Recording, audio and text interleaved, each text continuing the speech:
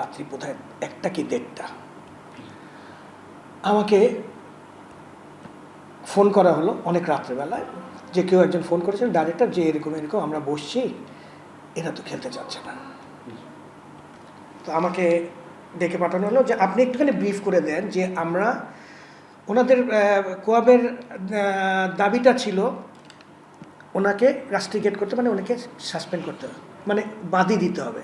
মনে হয় আমি তখন কিছু কাগজ, তখন আমি আরেকটু বেশি খেটেছি, মানে এই ধরনের কোনো এখতিয়ার নাই বিসিবির।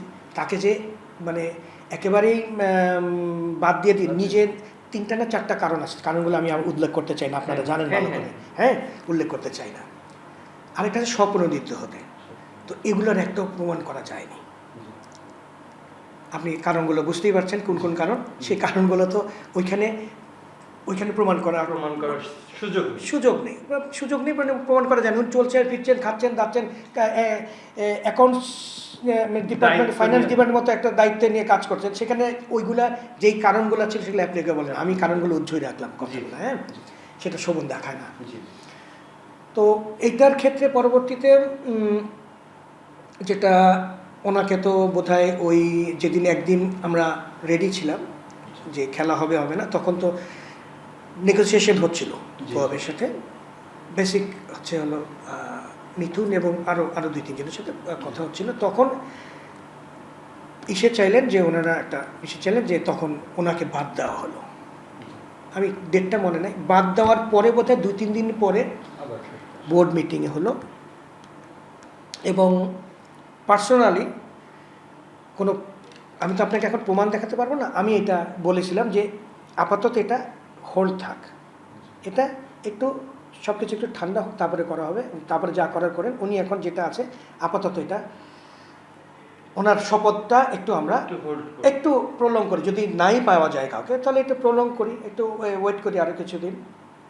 তো এইটার হঠাৎ করে বোর্ড মিটিংয়ে হঠাৎ করেই একজন, উনি বোধহয় জিজ্ঞেস করলেন যে আমার কাজ কি, আমার কি কাজ করলে কিছু করবো না, তখন ওনাকে দেন বলে না, আপনাকে আবার আপনার জায়গায় শপথে কাজ করার অনুমতি দেওয়া হলো। এটি কিন্তু বোর্ডের থেকেই হয়েছে।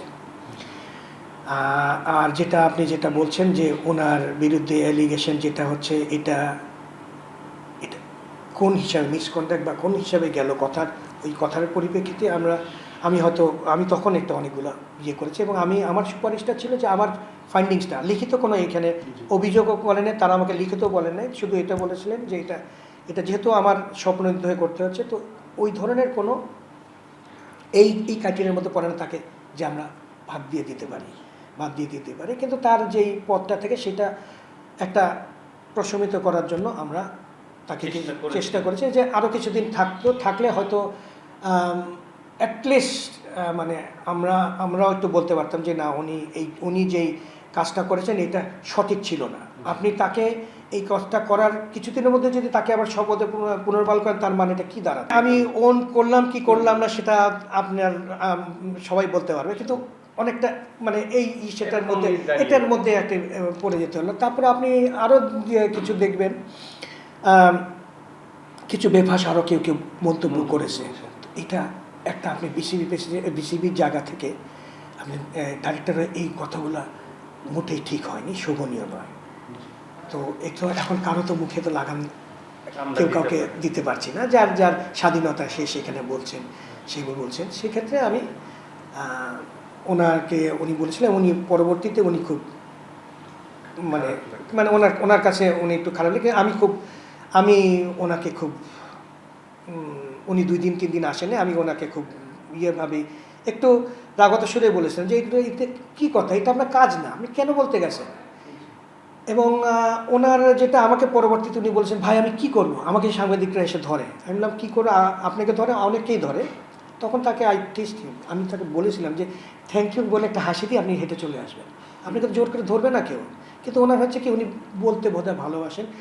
আপনার সাথে আমি এখনও যদি যত কথা বলবো এদিক ওদিক 1-2টা তো বের হয়ে, মানে অসাবধানতা তো স্লিপ অফ টাং না, ধরেন আমার মনের মধ্যে যেটা ফাট করে বেরিয়ে যাবে, আমার মনের মধ্যে বসে ওই লোকটা খারাপ কথা বলতে বলতে আপনি যখন এদিক ওদিক করে কথা বলে ফাট করে বেরিয়ে আসবে। তো আমার মনের বাসনা মানে মনের ভাবটা আমি পাবলিকলি কেন বলবো, আমি 2-1 জনের সাথে আমার অন্তরঙ্গ বলতে পারি, সেটা বলাটা শোভনীয় না।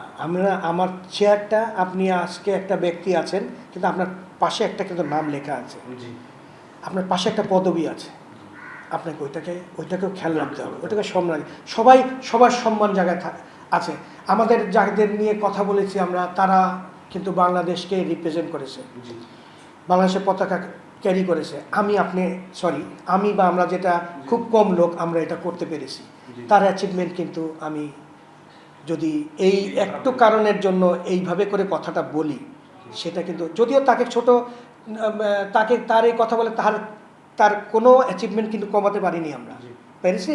তার অ্যাচিভমেন্ট সেটা 15,000-এর উপরে রান করা কিন্তু চারটিখানি কথা নয়। হ্যাঁ, তো তার জায়গায় সে আছেন, তার জায়গায় তার সম্মান সে নিয়ে থাকবেন। এটা হচ্ছে আপনার আমি আমার ব্যক্তিগত ইয়ে থেকে মনে করি, যার এখানে তো উনি অ্যাকচুয়ালি তো উনি সম্মান চাই বা কিছু এগুলোর দাবি করেন, ওনারটা স্ট্যাবলিশড, উনি যেখানে আছেন সবাই ওনার ব্যাপারটা হয়তো বিবেচনা করা উচিত।